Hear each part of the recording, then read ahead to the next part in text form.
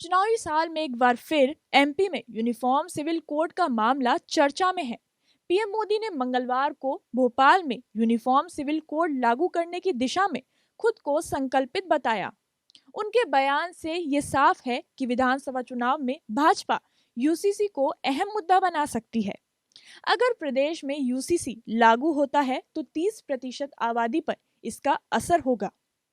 इससे पहले भाजपा शासित राज्य उत्तराखंड, गुजरात और आसाम में इस पर काम भी शुरू कर दिया गया है।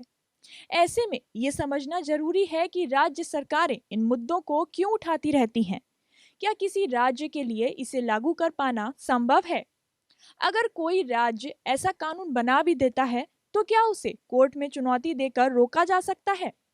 चुनावी माहौल में इसके क्या मायने हैं? यूसीसी लागू करने में क्या अड़चन है? इसका क्या असर होगा? किसे चुनौती मिलेगी? सीएसडीएस के संस्थापक प्रोफेसर संजय कुमार बताते हैं कि अगर समान नागरिक संहिता लागू होती है तो ये व्यापक तौर पर मुसलमानों को ही प्रभावित करेगी, क्योंकि ये मुख्य रूप से शरीयत को चुनौती देगी। आंशिक रूप से ईसाइयों पर भी इसका प्रभाव पड़ेगा।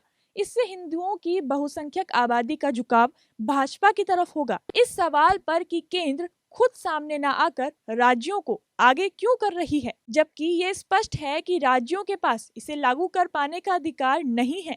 जरूरी नहीं कि केंद्र ही हमेशा आगे आए। चुनावी राज्यों में इस बहस के छिड़ने से मुद्दे को प्रसार तो मिलता ही है, इसके असर का भी पता चल जाता है।